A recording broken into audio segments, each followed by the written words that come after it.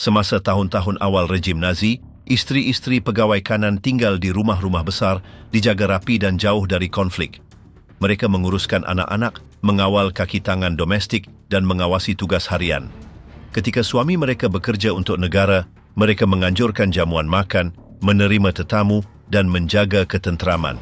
Sesetengah tahu apa yang berlaku. Yang lain tidak bertanya. Semua hidup dengan keistimewaan dan peraturan tetap. Mereka tidak mengambil bahagian dalam keputusan tetapi memahami peranan mereka. Menjaga rumah dalam keadaan tenang dan menjaga nama keluarga. Berbicara di khalayak ramai tidak lazim. Menulis, lebih kurang. Pendidikan mereka mengukuhkan idea untuk tidak campur tangan. Dari rumah mereka, mereka melihat mesyuarat, kunjungan dan perintah berlaku. Apabila perang bermula, beberapa orang berpindah bersama anak-anak. Yang lain tinggal. Dan apabila rejim tumbang, ramai yang tinggal sendirian, tanpa sumber atau perlindungan dengan anak-anak dalam jagaan. Beberapa orang telah disoal siasat, yang lain hilang. Tiada seorang pun kembali kepada kehidupan lama mereka. Apa yang berlaku dekad kemudian kepada wanita-wanita yang berada di sisi kuasa Nazi?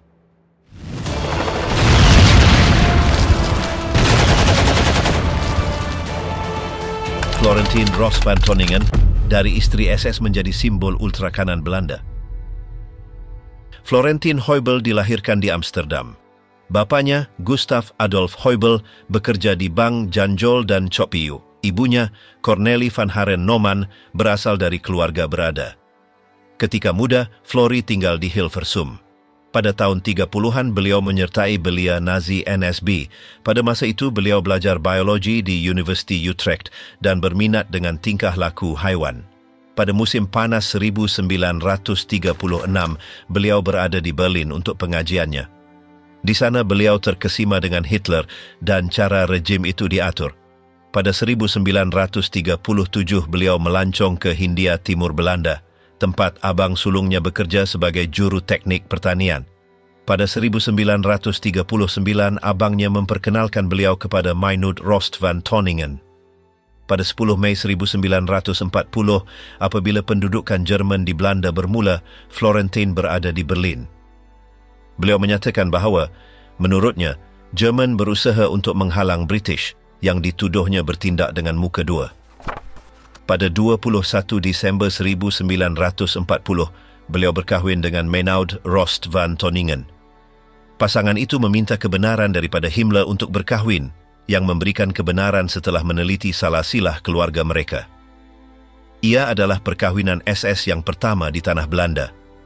Mereka mempunyai 3 orang anak. Grimbert dilahirkan pada 1941. Ebbe pada 1943 dan Here pada 1945. Pada 28 April tahun itu, Florentine berada bersama anak-anaknya di Pulau Terschelling. Kemudian beliau melarikan diri bersama mereka ke Goslar melalui Cuxhaven. Ibu bapanya sudah berada di sana di sebuah rumah keluarga. Meinoud ditangkap oleh tentera Kanada pada 8 Mei di Terschelling. Pada hari yang sama, abang Florentine, Wim Heubel, gugur dalam pertempuran dengan SS berhampiran Elst. Selepas konflik, Meinoud meninggal dunia semasa dalam tahanan di Scheveningen menunggu perbicaraan. Secara rasmi dikatakan beliau membunuh diri dengan melompat dari tangga. Isterinya tidak pernah mempercayai versi itu. Beliau mendakwa suaminya dibunuh di dalam kerana suaminya tahu banyak tentang urusan kotor tokoh berkuasa disebabkan jawatannya di Nederlandsche Bank.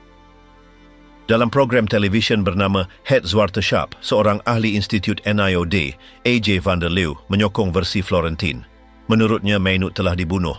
Selepas suaminya meninggal dunia, Florentine terus terlibat dalam lingkaran ultrakanan. Beliau menjalani kehidupan yang sangat sederhana, sama seperti bekas Nazi Belanda yang lain yang berada di bawah pengawasan. Pada 1952, beliau berpindah ke The Hague, ke sebuah rumah di Velp yang dipanggil Villa Ben Trovato. Beliau berkata nama itu istimewa kerana dalam Rovato, beliau melihat huruf-huruf nama keluarganya, Rost van Tonningen. Pada masa itu, beliau menjual pemanas dan telah mendaftarkan paten.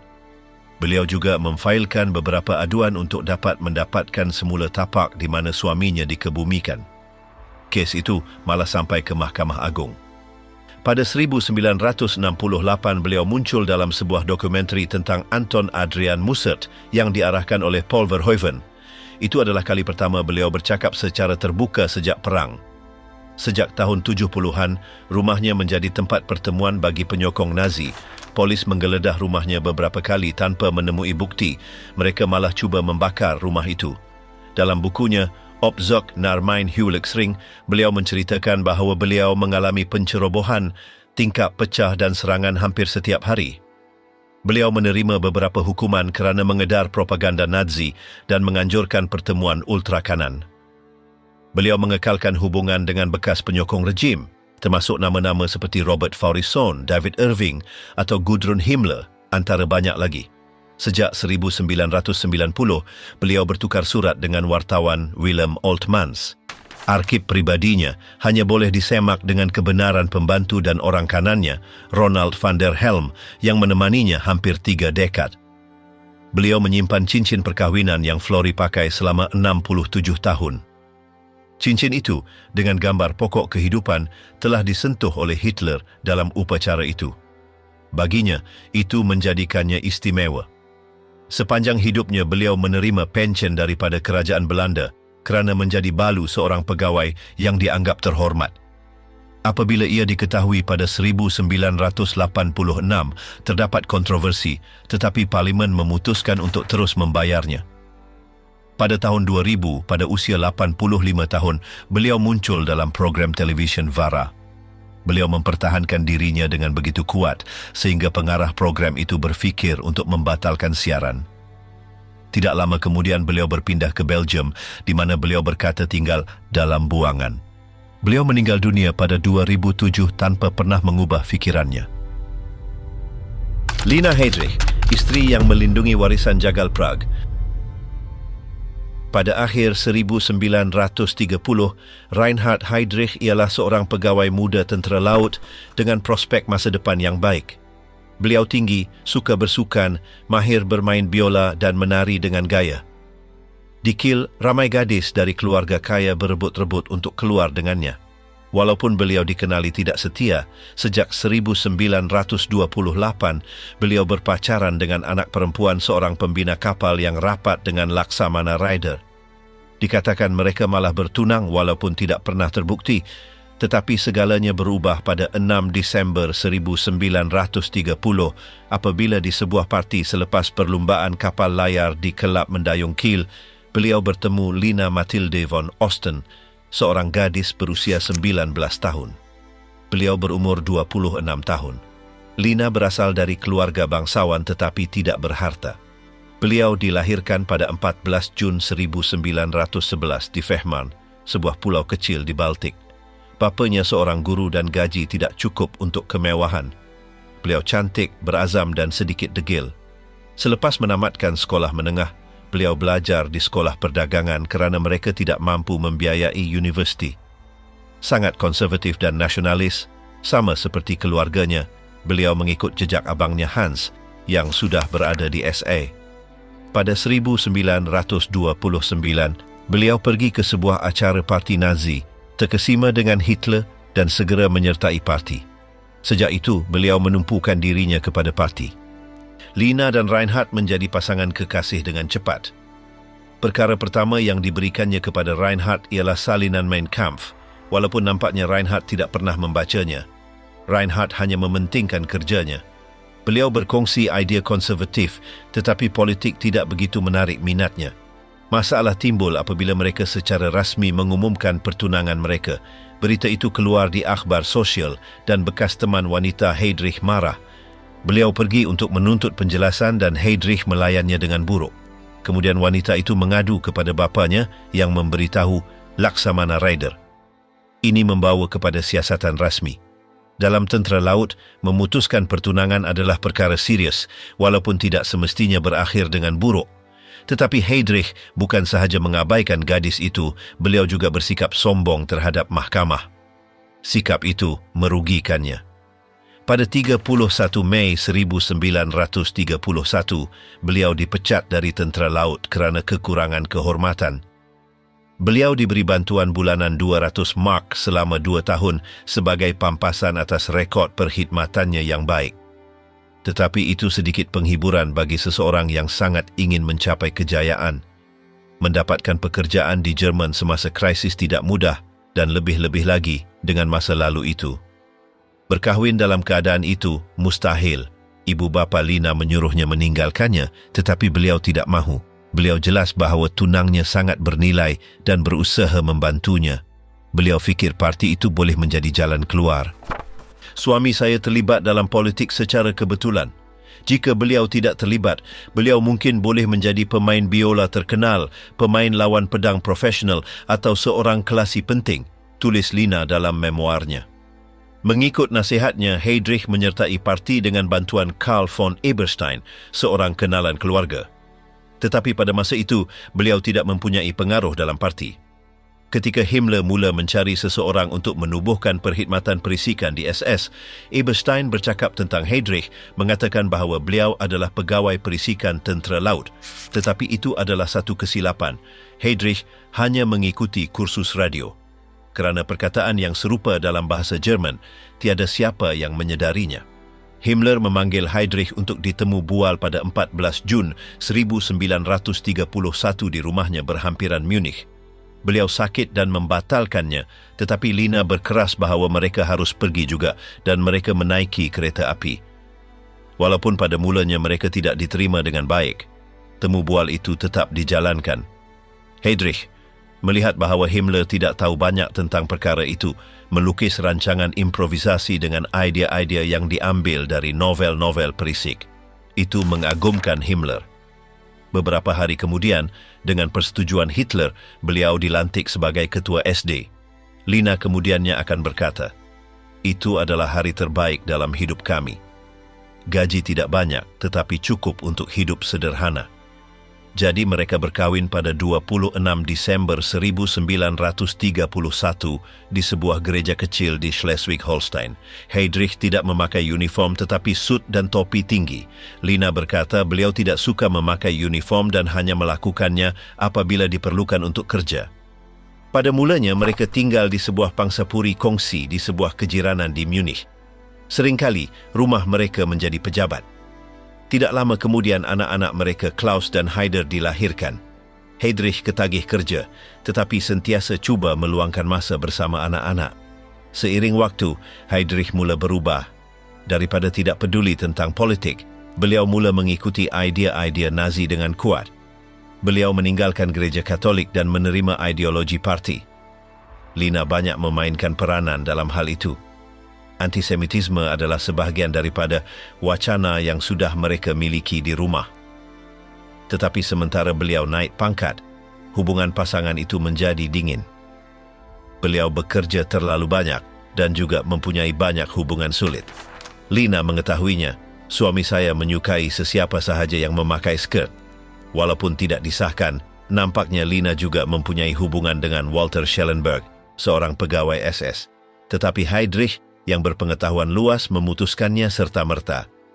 Kemudian mereka berdamai dan mempunyai seorang anak perempuan, Silke, yang Heydrich sangat sayangi. Sejak itu dan sekurang-kurangnya di luar, semuanya kembali normal. Lina menikmati peranannya sebagai istri seorang lelaki penting dalam SS. Beliau tidak mempunyai hubungan baik dengan istri Himmler, tetapi beliau mempunyai tempatnya. Heydrich menjadi lebih berkuasa selepas peranannya dalam Malam Pisau Panjang. Beliau mengetuai Gestapo, RSHA, Interpol dan dilantik sebagai bertanggungjawab bagi Bohemia dan Moravia. Kerana kekejamannya di Prague, beliau dijuluki Jagal. Tetapi selepas menumpaskan penentangan, beliau mengubah strategi, menenangkan negara dan memperbaiki keadaan pekerjaan rakyat Czech. Beliau kelihatan seperti seorang pemerintah yang mengawal sepenuhnya. Lina hidup mewah. Itu membimbangkan kerajaan Czech dalam buangan. Mereka menghantar sekumpulan orang untuk membunuhnya. Pada 27 Mei 1942, mereka menyerangnya dan pada 4 Jun jam 4.30 pagi, beliau meninggal dunia akibat jangkitan. Mereka mengadakan pengebumian besar-besaran di Prague dan mengebumikannya di Berlin bersama-sama askar terkenal. Hitler menghadiahkan Lina sebuah rumah mewah berhampiran Prague. Di sana lahirlah Martha, anak perempuannya yang dilahirkan selepas kematian suaminya, dan di sana juga Klaus meninggal dunia, dilanggar ketika menunggang basikal. Lina mula menjauhkan diri dari pandangan umum. Apabila perang tamat, beliau melarikan diri ke Bavaria dan kemudian kembali ke Fehmarn. Beliau melalui proses denazifikasi dan mengelak daripada diekstradisi ke Czechoslovakia. Walaupun pada 1948 beliau dijatuhkan hukuman penjara seumur hidup secara in absentia. Sehingga akhir hayatnya, beliau menafikan mengetahui apa-apa tentang jenayah suaminya. Beliau sentiasa mempertahankannya. Beliau menghadiri mesyuarat veteran SS di mana beliau diterima dengan sangat baik. Beliau tidak pernah berhenti mempercayai Nazisme. Antara 1956 dan 1959, beliau memenangi perbicaraan terhadap negeri Schleswig-Holstein untuk diberikan pensiun sebagai balu seorang jenderal yang meninggal dunia dalam perkhidmatan. Pada 1965, beliau berkahwin dengan Mauno Manninen, seorang pengarah teater Finland. Mereka memulihkan rumah keluarga lama dan mengubahnya menjadi sebuah restoran popular di kalangan penyokong rejim lama. Tetapi pada 1969, kebakaran memusnahkan tempat itu dan suami keduanya meninggal dunia. Lina kembali sendirian. Beliau menumpukan perhatian semula kepada Heydrich. Pada 1976, beliau menerbitkan sebuah buku di mana beliau mengatakan tidak tahu apa-apa tentang penyelesaian akhir. Lina von Osten meninggal dunia di Fehmarn pada 14 Ogos 1985. Ilse Hess, setengah abad kesunyian, kesetiaan dan propaganda Nazi. Ilse Hess, nama gadis Pröll, dilahirkan pada 22 Jun 1900 dan meninggal dunia pada 7 September 1995. Beliau adalah seorang tokoh awam Jerman yang terkenal dengan penerbitannya selepas berakhirnya perang. Ilse Pröll membesar dalam persekitaran dengan idea konservatif dan patriotik. Beliau adalah salah seorang daripada 3 anak perempuan kepada Dr. Friedrich Pröll yang mempunyai kedudukan ekonomi yang baik dan istrinya Elsa yang nama gadisnya Meinecke. Bapanya meninggal dunia semasa cubaan rampasan kuasa yang gagal yang dikenali sebagai Putsch Cup. Selepas itu, ibunya berkahwin semula dengan Karl Horn, seorang seniman yang mengetuai Museum Seni di Bremen. Beliau bertemu Rudolf Hess pada April 1920 di Bandar Munich. Beliau adalah salah seorang wanita pertama yang diterima di University Munich untuk mengikuti pengajian. Pada 1921, beliau pertama kali menyertai Parti Nazi. Kemudian, pada 1925, beliau kembali menyertai sebagai militan apabila parti itu diaktifkan semula, kali ini dengan nombor keahlian 25,071. Sejak awal beliau sangat tertarik kepada Rudolf Hess walaupun beliau tidak begitu berminat dengan hubungan. Ilse lah yang memperkenalkan Hess kepada Hitler sendiri yang suka mengunjungi pertemuan wanita dari keluarga kaya. Akhirnya, Hitler sendiri yang mendorong mereka untuk berkahwin.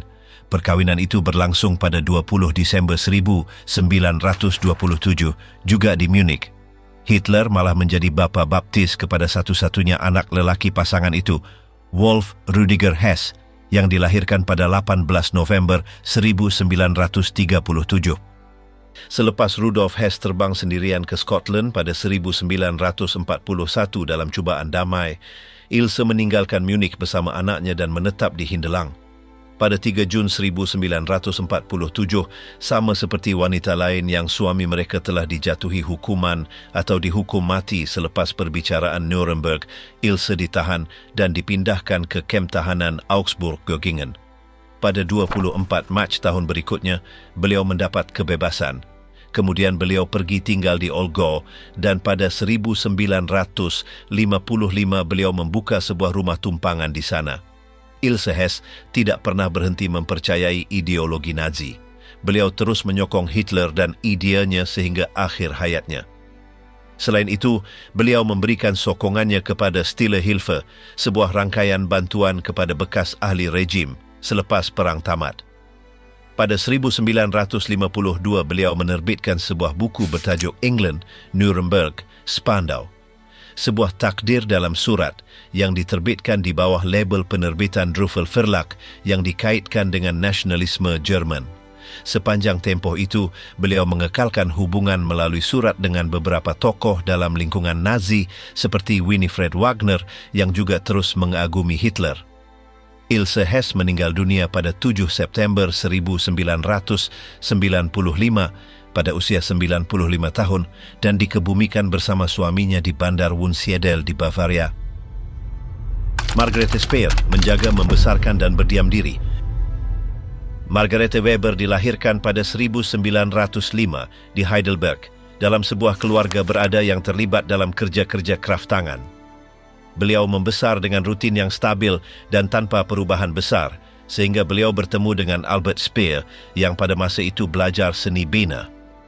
Beliau berasal dari keluarga berada, bapanya seorang arkitek dan mengajar di universiti. Beliau tidak menunjukkan minat terhadap isu-isu politik, tetapi berkongsi beberapa idea tradisional yang lazim dalam lingkungannya. Albert berasa selesa dengannya sejak awal dan Margarete bersetuju untuk berkahwin walaupun ibu Albert tidak bersetuju. Bagi ibu mertuanya, beliau tidak mempunyai taraf sosial yang mencukupi. Perkahwinan itu berlangsung pada 28 Ogos 1928 di Berlin. Sejak saat itu hidupnya terikat dengan seseorang yang akan beralih dari arkitek biasa menjadi salah seorang lelaki yang paling rapat dengan Hitler. Pada tahun-tahun awal sebagai pasangan, Margarete menumpukan perhatian kepada rumahnya dan membesarkan anak-anak. Mereka mempunyai 6 orang anak: Albert, Hilde, Fritz, Margret, Arnold, dan Ernst.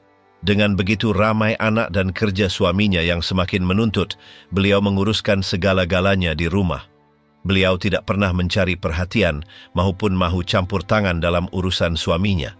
Beliau menguruskan tugas-tugas rumah tangga, menerima beberapa kunjungan dari semasa ke semasa, dan menikmati keselesaan yang datang dengan perkembangan profesional Speer.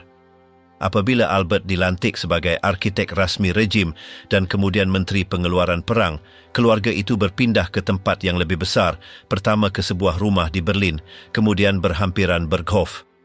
Mereka mempunyai lebih banyak kemewahan, tetapi beliau hidup sangat terasing. Sementara Albert menghabiskan hari-harinya di antara mesyuarat, kilang dan pertemuan dengan Hitler, beliau menjaga anak-anak di sebuah rumah yang serba lengkap tetapi jauh dari tumpuan. Margarete tidak mahu berintegrasi dengan kumpulan istri-istri pegawai kanan Nazi. Beliau tidak mempunyai hubungan rapat dengan Eva Braun maupun dengan istri-istri Göring atau Goebbels. Beliau tidak pernah kelihatan di acara-acara awam. Hampir tiada foto beliau semasa era rejim itu. Rutinnya kekal di latar belakang, sibuk dengan urusannya sendiri, tanpa mendekati politik. Hubungan dengan suaminya semakin renggang. Walaupun mereka masih berkahwin, Albert mempunyai kekasih bernama Karin von L, yang dengannya beliau menjalin hubungan yang berterusan pada tahun-tahun akhir Reich. Margarete mengetahuinya tetapi tidak melakukan apa-apa untuk menghadapinya.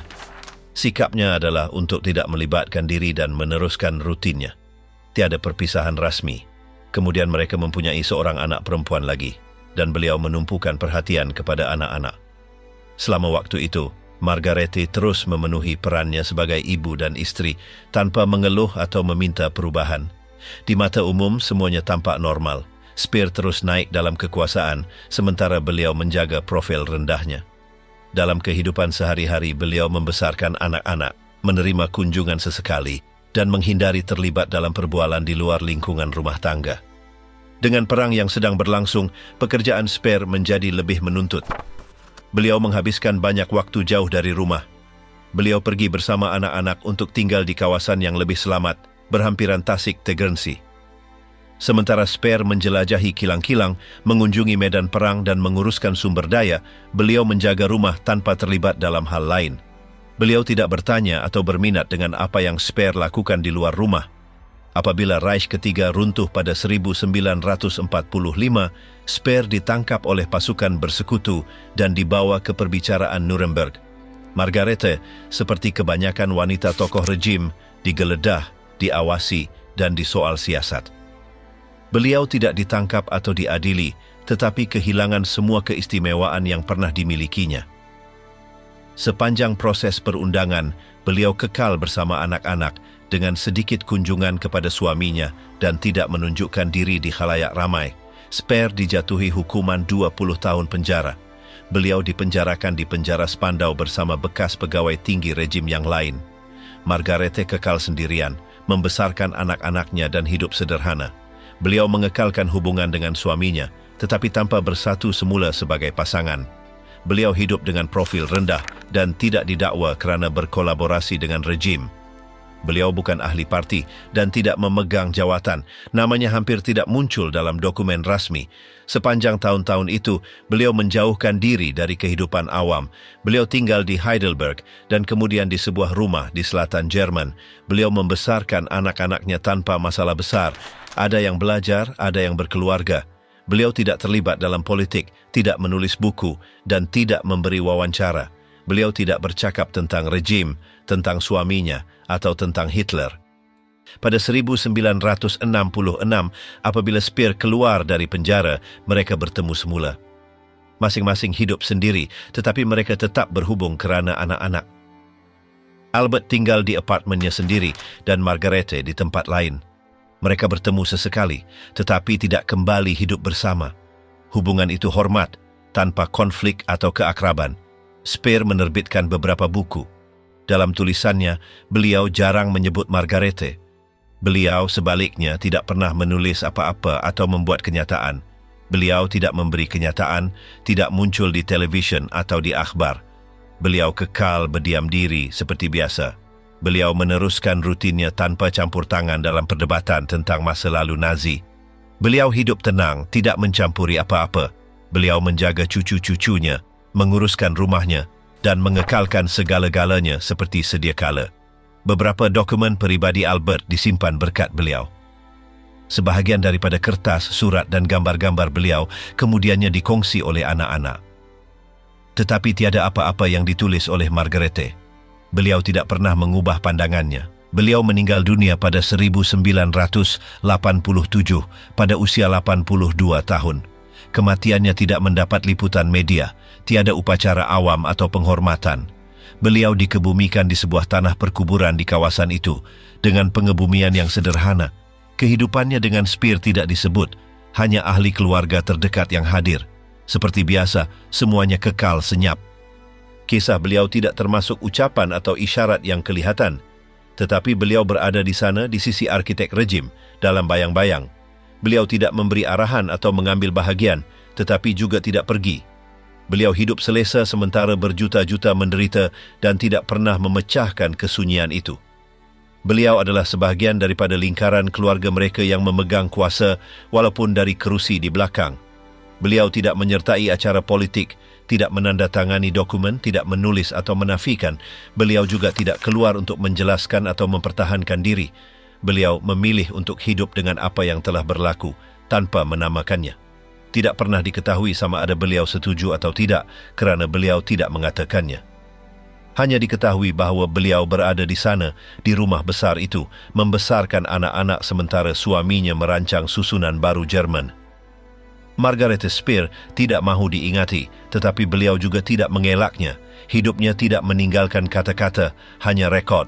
Isteri arkitek utama Hitler, ibu kepada 6 orang anak, saksi pasif sebuah kediktatoran. Batu nisannya tidak mengatakan apa-apa, tetapi namanya terus muncul di akhir mana-mana buku tentang Albert Speer. Beliau berada di sana sepanjang hidupnya tanpa mengucapkan sepatah kata pun. Margarete Boden, isteri senyap Himmler yang tidak pernah menjauhi rejim.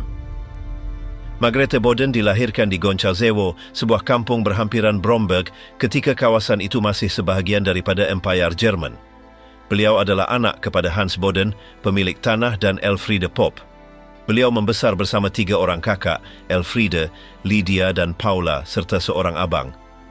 Pada 1909, beliau mendaftar di sebuah sekolah menengah perempuan di Bromberg. Semasa Perang Dunia Pertama, beliau belajar kejururawatan dan mengabdikan diri kepada profesion itu. Selepas perang tamat, beliau terus bekerja di sebuah hospital yang dikendalikan oleh Palang Merah Jerman. Suami pertamanya tidak meninggalkan anak dan hubungan itu berakhir dengan cepat. Dengan bantuan kewangan daripada bapanya, beliau berpindah ke Berlin, di mana beliau mula menguruskan sebuah klinik kejururawatan swasta. Pada 1927, beliau bertemu Heinrich Himmler semasa ceramah yang diberikannya sebagai sebahagian daripada jelajah. Sejak saat itu mereka mula berbalas surat. Dalam salah satu surat itu, Margarete memanggilnya askar berhati keras. Walaupun apa yang paling disukainya ialah cara beliau menulis dan betapa tulusnya beliau. Beliau berambut perang dan bermata cerah, tepat jenis wanita yang disukai Himmler. Walaupun beliau 7 tahun lebih tua, mereka berkongsi minat terhadap tumbuhan ubatan dan homeopati. Kedua-duanya kemas, sangat ketat dengan rutin mereka dan menjalani kehidupan yang sederhana. Dalam surat-suratnya, Margarete sering bercakap buruk tentang beberapa rakan sekerja. Contohnya, dalam surat bertarikh Jun 1928, beliau mengadu tentang Bernhard Hauschild, doktor dan rakan kongsi kliniknya. Pada Julai 1928, Margarete dan Heinrich berkahwin. Sebelum mengambil langkah itu, beliau sukar memutuskan bagaimana untuk memberitahu keluarganya kerana Margarete bukan sahaja lebih tua tetapi juga sudah bercerai dan beragama Protestan. Tiada seorang pun dari keluarga Himmler menghadiri perkahwinan itu. Saksi-saksi adalah bapa dan abang Margarete. Dengan masa, ibu bapa Himmler menerima menantu mereka, tetapi hubungan dengan Margarete sentiasa renggang. Pada 8 Ogos 1929 lahirlah anak perempuan mereka Gudrun, satu-satunya anak perempuan pasangan itu. Mereka juga mengambil Gerhard von Ahe, seorang anak yatim yang bapanya, ahli SS, telah meninggal dunia sebelum perang. Margaret menjual bahagiannya di klinik itu dan dengan wang itu mereka membeli sebidang tanah di Waldrudering, berhampiran Munich, di mana mereka membina sebuah rumah pasang siap. Memandangkan Himmler tidak banyak menghabiskan masa di rumah, beliau menguruskan segala-galanya, termasuk cubaan gagal untuk menternak haiwan untuk dijual. Apabila Hitler berkuasa pada Januari 1933, keluarga itu mula-mula berpindah ke Möhlstrasse di Munich. Pada tahun berikutnya, mereka membeli sebuah rumah di tepi tasik Tegern yang menjadi kediaman tetap mereka. Beberapa waktu kemudian, Himmler mendapat sebuah rumah yang lebih besar di Dahlem, sebuah kawasan perumahan di Berlin, sebagai kediaman rasmi. Semakin sibuk beliau dengan tugas-tugasnya, semakin kurang beliau bercakap dengan Margarete. Abang sulung Himmler, Gebhard, berkata bahawa Margarete adalah seorang wanita yang menyendiri, mempunyai kesihatan saraf, kurang kasih sayang dan sentiasa mengeluh. Walaupun begitu, beliau memenuhi peranannya, tetap setia dan kekal sangat rapat dengan suaminya. Sejak 1928, Margaret adalah ahli parti Nazi dengan nombor 97,252. Kewajiban Himmler menjejaskan hubungan mereka, tetapi mereka masih pergi bersama ke acara sosial dan sering melawat rumah Reinhard Heydrich. Margarete menganjurkan minum petang pada hari Rabu, di mana beliau menjemput isteri-isteri pegawai tinggi SS yang lain. Walaupun menduduki kedudukan penting, beliau tidak pernah disenangi oleh orang lain. Baldur von Schirach, bekas ketua pemuda Hitler, menulis bahawa Himmler sentiasa di bawah tekanan di rumah dan tunduk kepada tuntutan isterinya. Semasa Kongres Nuremberg 1938, beliau mempunyai masalah dengan isteri-isteri pemimpin Nazi lain yang tidak mahu mengikut arahannya. Menurut ahli sejarah Robert Gerwarth, Margarete dan Lina Heydrich mempunyai hubungan yang sangat buruk. Lina bertahun-tahun kemudian mengkritiknya dalam wawancara dengan Der Spiegel, mengatakan bahawa beliau adalah seorang wanita yang tidak anggun, sangat kaku, berambut perang dan membenci ruang terbuka. Hedwig Potthast, yang mula bekerja sebagai setiausaha Himmler pada 1936, menjadi kekasihnya pada 1939. Pada 1941, beliau meninggalkan pekerjaannya. Dengan Himmler, beliau mempunyai 2 orang anak. Helge dilahirkan pada 1942 dan Nanette Dorothea pada 1944 di Berchtesgaden. Margaret, yang tinggal di Gemund am Tegernsee bersama anak perempuannya, mengetahui tentang hubungan itu sekitar 1941. Mereka sudah berjauhan dan beliau memutuskan untuk teruskan demi kesejahteraan Gudrun. Apabila perang bermula, Margarete bekerja dalam pengurusan Hospital Tentera Palang Merah Jerman. Pada akhir 1939, beliau mengambil alih hospital-hospital Palang Merah di zon tentera Berlin-Brandenburg. Itu termasuk menguruskan operasi di wilayah yang diduduki oleh tentera Jerman. Pada Mac 1940, beliau membuat perjalanan ke Poland yang diduduki. Di sana beliau melihat dengan lebih dekat bagaimana keadaan di sana.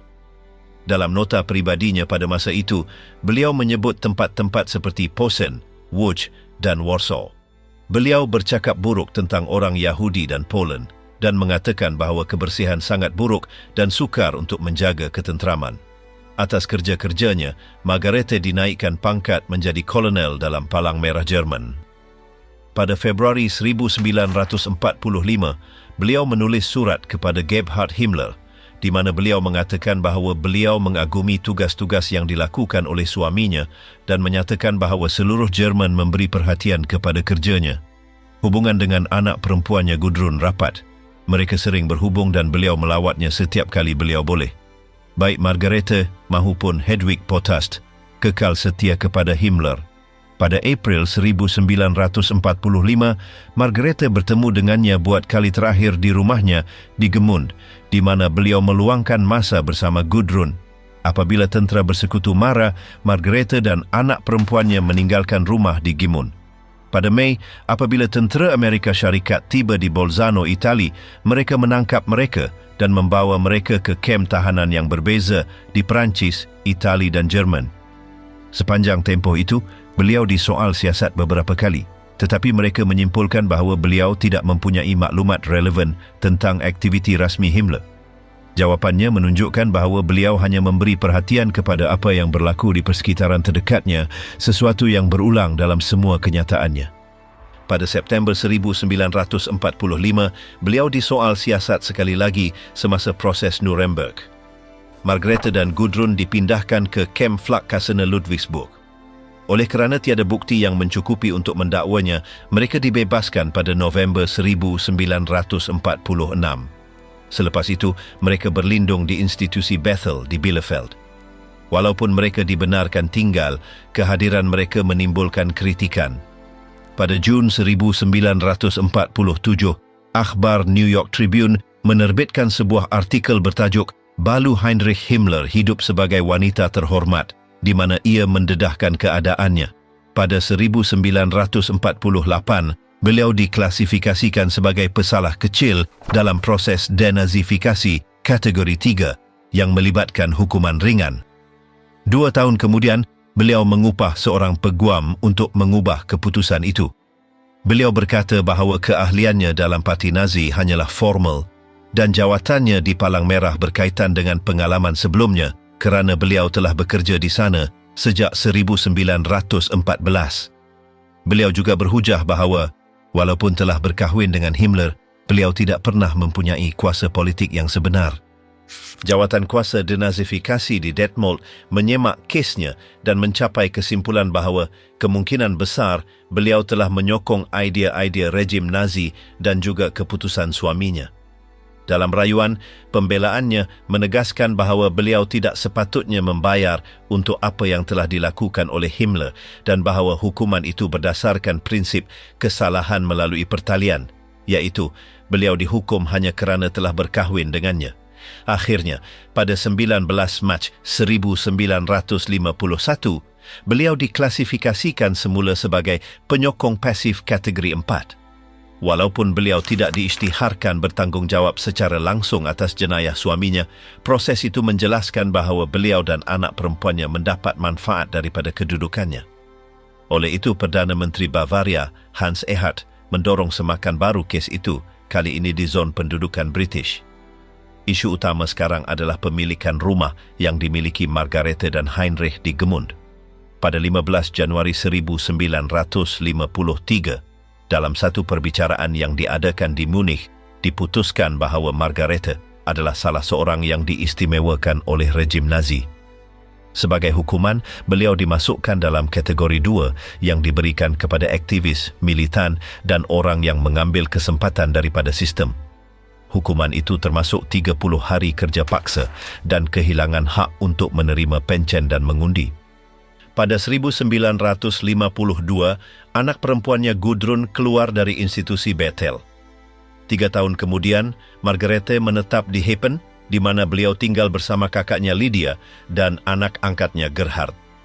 Kemudian, beliau berpindah ke Munich dan tinggal bersama Gudrun yang tidak pernah berhenti membela bapanya.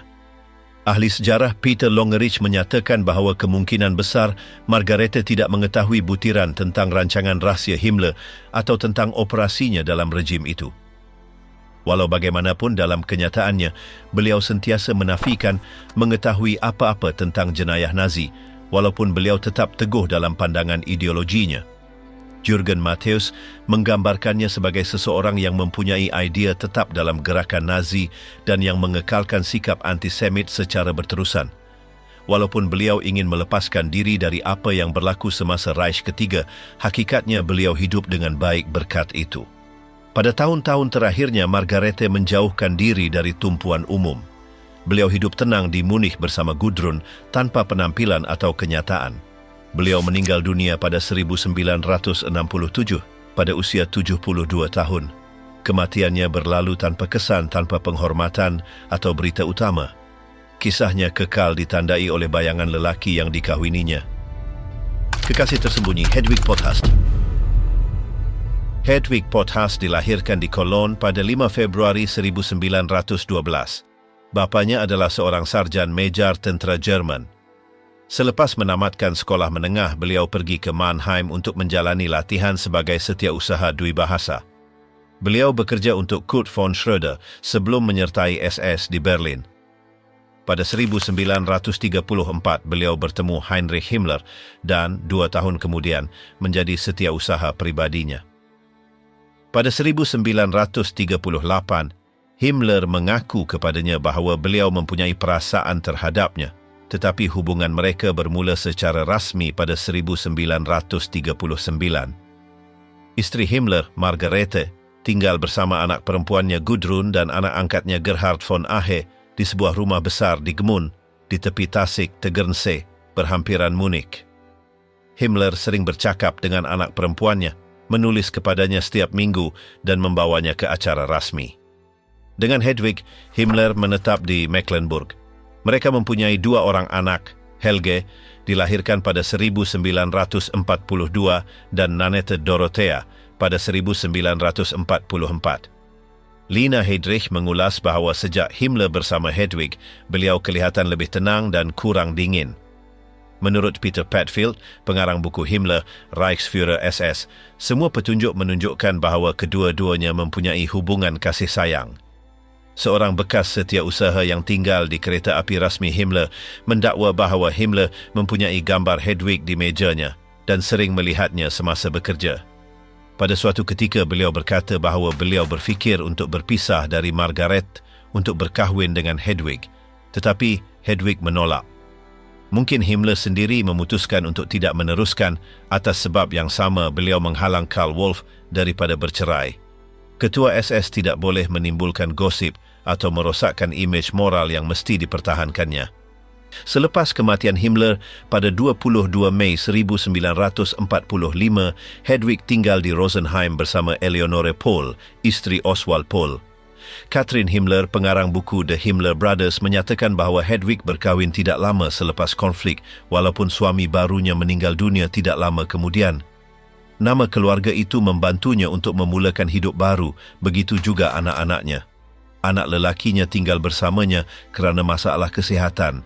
Anak perempuannya belajar sebagai doktor dan bekerja dalam bidang perubatan. Beliau mengekalkan hubungan dengan bekas kenalan rejim seperti Karl Wolff, Lina Heydrich dan Gerda Bormann. Hedwig Potthast meninggal dunia di Cologne pada 1994. Gertrud Scholz-Klink, suara wanita Reich dalam bayang-bayang. Gertrud Scholz-Klink dilahirkan pada Februari 1902 ketika Jerman masih bergelut dengan kesan kekalahan Perang Dunia Pertama. Beliau membesar dalam keluarga sederhana di mana sejak kecil beliau diajar untuk menghormati peraturan dan memenuhi kewajiban. Pada 1929, ketika idea ekstremis merebak ke seluruh negara, beliau memutuskan untuk menyertai Parti Nazi. Walaupun imej wanita sangat tradisional, dorongan beliau memungkinkannya untuk naik dalam gerakan itu. Kemajuan beliau dalam parti cepat dan pada 1933, beliau sudah mengetuai Liga Wanita Sosialisme Nasional. Dari sana, beliau bertanggungjawab untuk mempromosikan model feminin yang berpusat pada memiliki anak, mempercayai rejim dan menjaga rumah. Undang-undang yang mereka kenakan dari kuasa mengubah sepenuhnya arah banyak wanita. Setengah terpaksa meninggalkan pekerjaan mereka sebagai doktor atau peguam untuk tinggal di rumah. Baginya, itu adalah kemenangan ideologi. Apabila perang bermula pada 1939, konflik mula muncul dengan semua yang telah beliau pertahankan sebelumnya. Kekurangan kaki tangan menyebabkan wanita kembali ke kilang dan ladang, sesuatu yang bertentangan dengan cita-cita yang beliau dorong. Walaupun begitu, beliau tidak berubah fikiran. Pada Desember 1940, beliau berkahwin dengan August Heismeyer, seorang komandan tinggi SS. Antara kedua-duanya, mereka mempunyai 10 orang anak dari hubungan sebelumnya. Rumah mereka digunakan sebagai contoh dalam propaganda Nazi untuk jenis keluarga yang ingin mereka tunjukkan. Seiring perang berlanjutan dan semuanya bertambah buruk, keadaan menjadi rumit. Pada Mei 1945, dengan tentera bersekutu memasuki Berlin, segala yang dikenali beliau mula runtuh. Kejatuhan rejim adalah fakta dan risikonya semakin meningkat. Beliau ditahan oleh Soviet dan dibawa ke kem tahanan. Tetapi beliau melarikan diri dan bersembunyi di Bebenhausen, di mana beliau menerima bantuan daripada bangsawan tempatan. Mereka bersembunyi selama 3 tahun dengan nama samaran supaya tidak ditemui. Tetapi pada Februari 1948, semuanya berubah. Beliau ditangkap dan diadili kerana menggunakan dokumen palsu dan dijatuhi hukuman 18 bulan. Kemudian, Mahkamah Denazifikasi meningkatkan hukuman kepada 30 bulan dan beliau diharamkan daripada terlibat dalam politik. Apabila beliau dibebaskan pada 1953, beliau memilih untuk menjauhkan diri dari kebisingan. Beliau kekal di Bebenhausen dan tidak muncul lagi di khalayak ramai, walaupun beliau tidak pernah mengubah ideanya. Pada 1978, beliau menerbitkan sebuah buku di mana beliau mempertahankan bagaimana beliau melihat peranan wanita dalam rejim, mengulangi kepercayaan yang telah dipegangnya sejak tahun 30-an. Sepanjang tahun 80-an, beliau memberikan beberapa wawancara di mana beliau cuba membenarkan apa yang dilakukan oleh wanita pada masa itu. Pada 24 Mac 1999, beliau meninggal dunia. Beliau berumur 97 tahun. Gretel Braun, adik ipar Hitler dan isteri pegawai yang dihukum mati di bunker. Margarete Braun, lebih dikenali sebagai Gretel, dilahirkan di Munich pada tahun 1515. Beliau adalah adik perempuan Eva dan Ilse Braun dan berasal dari keluarga Bavaria kelas pertengahan tradisional yang tinggal di Ruhpolding di banjaran Alps, Bavaria. Ayahnya ialah Friedrich Braun dan ibunya bernama Franziska Kronberger yang bekerja sebagai tukang jahit. Apabila Hitler bertemu Eva Braun di studio juru gambar Heinrich Hoffmann, Gretel sudah bekerja di sana sebagai pembantu. Hitler mendapatkan sebuah pangsapuri untuk kedua-duanya di Munich dan kemudian mereka berpindah ke Berghof dan Obersalzberg untuk beberapa musim, di mana terdapat kediaman percutian pemimpin Jerman itu. Eva menjadi pasangan Hitler dan Gretel mengambil kesempatan daripada situasi itu untuk hidup dengan selesa. Kedua-dua beradik itu menghabiskan banyak masa bersama berkat sumber yang diberikan oleh Hitler, terutamanya di tempat-tempat seperti Berghof, Tassig-Königssee, dan air terjun Königsbach, yang merupakan tempat-tempat di mana beliau suka berehat. Pada Mei 1944, Hitler ingin mengahwinkan Gretel dengan pembantunya Fritz Darges, tetapi beliau lebih suka pergi ke barisan hadapan Rusia daripada bertunang dengannya. Akhirnya, perkahwinan itu tetap berlaku walaupun bukan dengan Darges. Dikatakan bahawa Gretel mempunyai reputasi buruk di Obersalzberg. Beberapa versi yang tidak disahkan mengatakan bahawa beliau hamil anak Darges, walaupun itu tidak sesuai dengan fakta bahawa anaknya dilahirkan setahun kemudian. Hitler, yang juga mencari cara untuk memperkenalkan Eva kepada umum, menggunakan Himmler untuk meyakinkan pembantu beliau yang lain, Obergruppenführer SS Hermann Fegelein, bahawa perkahwinan itu menguntungkan beliau dari segi politik. Fegelein, yang dilihat sebagai seorang yang suka mengambil kesempatan dan mempunyai reputasi sebagai seorang kaki perempuan, bersetuju. Mereka berkahwin pada 3 Jun 1944 di Salzburg. Majlis itu diadakan di Berghof dengan Himmler dan Martin Bormann sebagai saksi, dan pada masa itulah Hitler memperkenalkan Eva Braun secara rasmi. Apabila Reich ketiga mula runtuh, Eva Braun pergi ke Berlin untuk berada di bunker bersama Hitler, dan pada 23 April 1945, beliau meminta Gretel yang berada di Berchtesgaden untuk memusnahkan dokumen-dokumennya. Pada 29 April, suami Gretel, Hermann Fegelein, ditembak mati atas arahan Himmler selepas dituduh melakukan pengkhianatan. Keesokan harinya kakaknya yang sudah berkahwin membunuh diri bersama Hitler. Gretel mempunyai seorang anak perempuan pada 5 Mei 1945 yang dinamakan Eva Barbara Fegelein. Anak perempuan itu membunuh diri pada 8 April 1971. Gretel berkahwin semula pada Februari 1544 dengan seorang ahli perniagaan bernama Kurt Berlinghoff. Beliau meninggal dunia pada 10 Oktober 1987 pada usia 72 tahun di Bandar Steingarten. Ratu Auschwitz, istri Rudolf Höss. Hedwig Höss dilahirkan pada 3 Mac 1908 di Neukirch, Lausitz. Beliau meninggal dunia pada 15 September 1989 di Arlington, Virginia. Beliau ialah isteri Komandan Kem Tahanan Auschwitz, Rudolf Höss. Hedwig Hensel dilahirkan pada 1908, anak perempuan kepada Oswald Richard Hensel dan Lina Florendine Hensel, yang nama gadisnya ialah Kremtz. Beliau mempunyai seorang abang, Gerhard Fritz Hensel, yang merupakan seorang pelukis, dan seorang adik perempuan. Beliau berkahwin dengan Rudolf Höss pada 17 Ogos 1929. Beliau telah keluar dari penjara setahun sebelumnya setelah menghabiskan hampir 5 tahun dipenjarakan kerana membunuh seorang rakan kumpulan paramiliteri Rosbach. Beliau telah dijatuhkan hukuman 10 tahun penjara atas pembunuhan dan kecederaan, tetapi diampuni pada Julai 1928. Hedwig dan Rudolf adalah sebahagian daripada Liga Artaman, sebuah kolektif radikal yang dikaitkan dengan gerakan pemuda Nazi yang kemudiannya akan disepadukan ke dalam pemuda Hitler pada 1934. Apabila mereka berkahwin, Hedwig sudah mengandung anak pertama mereka, Klaus, yang dilahirkan di sebuah ladang yang baru dibeli di Pomerania, di Salentin. Mereka mempunyai 5 orang anak. Pada 1940, mereka berpindah ke sebuah rumah yang pernah menjadi milik seorang pegawai Poland, baru selesai sebelum perang bermula. Mereka tinggal 3 tahun di sana, bersebelahan dengan kem Auschwitz I. Taman mereka bersempadan dengan tembok yang memisahkan kediaman dari kem. Dari tingkat atas, krematorium dan berek dapat dilihat. Rudolf memanggil saya Ratu Auschwitz. Hedwig pernah memberitahu ibunya Lina yang datang melawatnya dari Berlin. Ibunya terkesan dengan taman itu, di mana Hedwig telah melabur banyak masa dengan bantuan tukang kebun dan juru lanskap Poland yang diambil dari kem.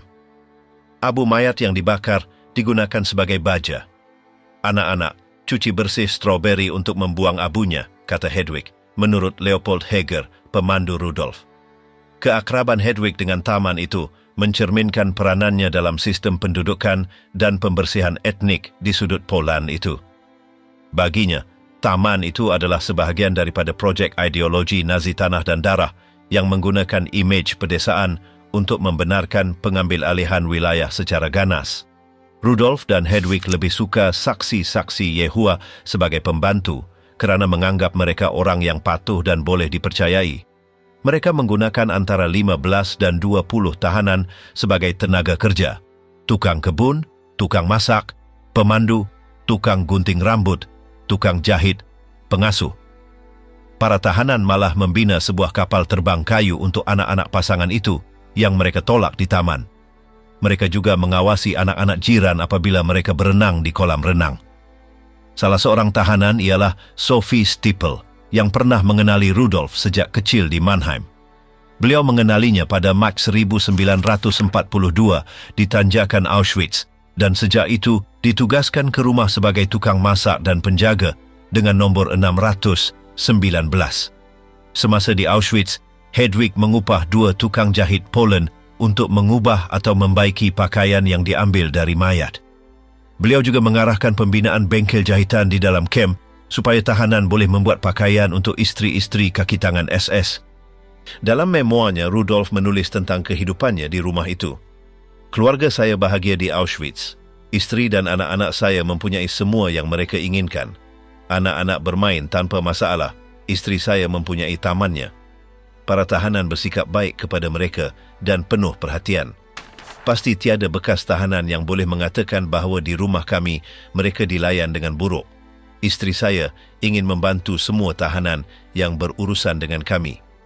Stanislav Dubel adalah tukang kebun di rumah itu dari April 1942 dan kemudian memberi keterangan dalam perbicaraan Rudolf di Poland pada 1947. Beliau menceritakan bahawa dalam lawatan pertama Himmler ke Auschwitz, beliau sangat mesra dengan Rudolf dan Hedwig, menggendong anak-anak dan mereka memanggilnya Pak Cik Heini. Adegan-adegan itu terdapat dalam gambar-gambar besar yang tergantung di dinding rumah. Apabila ada pelawat, Hedwig menganjurkan jamuan dan meminta Dubel mendapatkan bahan-bahan. Kadang-kadang beliau bercakap terus dengan Sophie, tukang masak. Beliau tidak memberinya wang atau kupon catuan. Dubel terpaksa mendapatkan segala-galanya melalui penyeludupan. Beliau melakukannya melalui rakannya, Adolf Maciejowski, yang merupakan kapo di gudang makanan di kem dan yang menghubungkannya dengan penjaga, seorang SS bernama Schebeck. Dubel juga menceritakan bahawa Hedwig menggantikan pakaian dalam pembantu rumahnya dengan pakaian yang diambil dari harta benda wanita yang dibunuh. Hedwig membenci orang Poland dan berkata bahawa orang Poland hanya di sini untuk bekerja sehingga mati. Pada tahun 1942, Rudolf mempunyai hubungan dengan seorang tahanan bernama Nora Mataliano Hodis. Apabila wanita itu hamil, dia dikurung di dalam penjara bawah tanah. Hakim SS Konrad Morgan yang sedang menyiasat rasuah di kem percaya bahawa Rudolf telah memerintahkan pengetatan syarat kurungannya supaya wanita itu mati kelaparan dan dengan itu menyembunyikan hubungan sulit itu. Wanita itu mengalami keguguran selepas dibebaskan.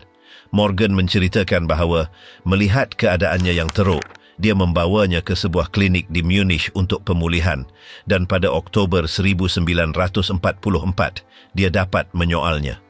Apabila dia bersemuka dengan Rudolf pada tahun yang sama, dia menafikan telah memberi arahan tersebut.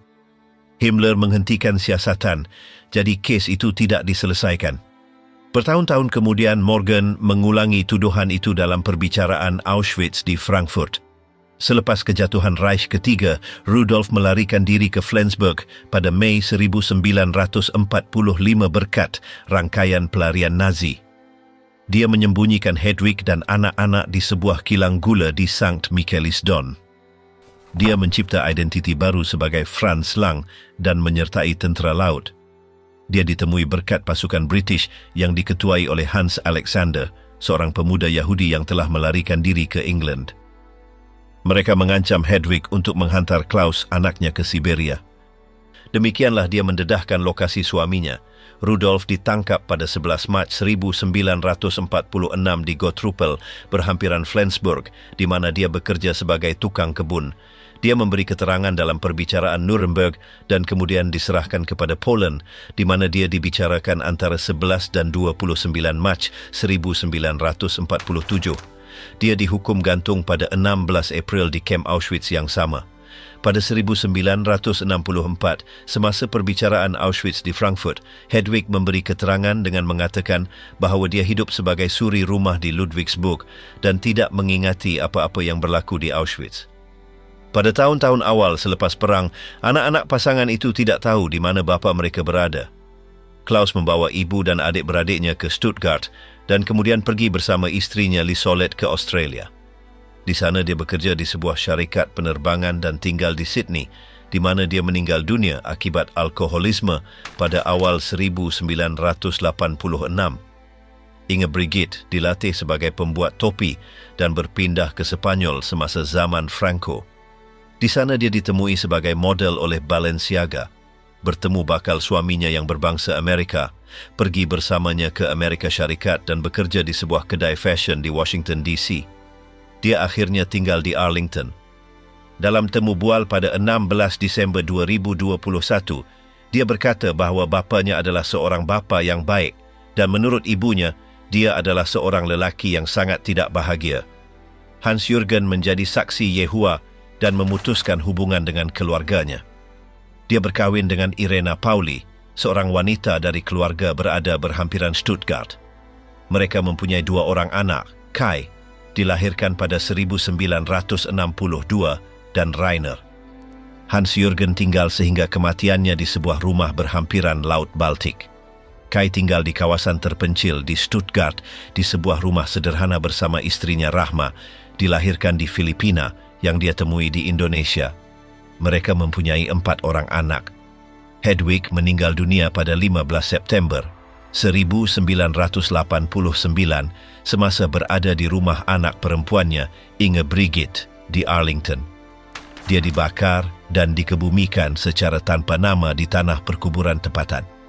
Kubur itu hanya tertera satu perkataan, Ibu. Apabila perang berakhir, ramai wanita yang rapat dengan kuasa Nazi hilang dari tumpuan, setengahnya ditangkap, yang lain kembali ke rumah tanpa melalui perbicaraan. Beberapa nama berhenti muncul di khalayak ramai. Ada yang terus membenarkan suami mereka, yang lain tidak pernah berkata sepatah pun. Ada yang berpindah, yang lain tidak pernah meninggalkan rumah mereka. Beberapa orang tidak menjauhkan diri dari idea-idea yang mereka kongsi semasa rejim. Ada yang mengatakannya, yang lain menunjukkannya melalui tindakan mereka. Ada yang meninggal dunia di rumah yang sama di mana mereka tinggal semasa tahun-tahun kekuasaan. Yang lain meninggal dunia jauh, di tempat-tempat di mana tiada siapa yang mengingati mereka lagi. Sangat sedikit yang menghadapi hukuman rasmi. Ada yang hidup tidak dikenali, yang lain meneruskan hidup mereka tanpa memberikan penjelasan. Ramai yang meninggal dunia apabila hampir tiada siapa yang bercakap tentang masa lalu. Mereka tidak memegang jawatan, tetapi mereka hidup dalam sistem itu. Ini bukan tentang apa yang dilakukan oleh lelaki rejim. Ini adalah kisah apa yang berlaku kepada mereka apabila kuasa berakhir dan tidak ada yang tinggal selain terus hidup. Beginilah berakhirnya kehidupan wanita-wanita yang suatu ketika dahulu begitu dekat dengan pusat Nazisme.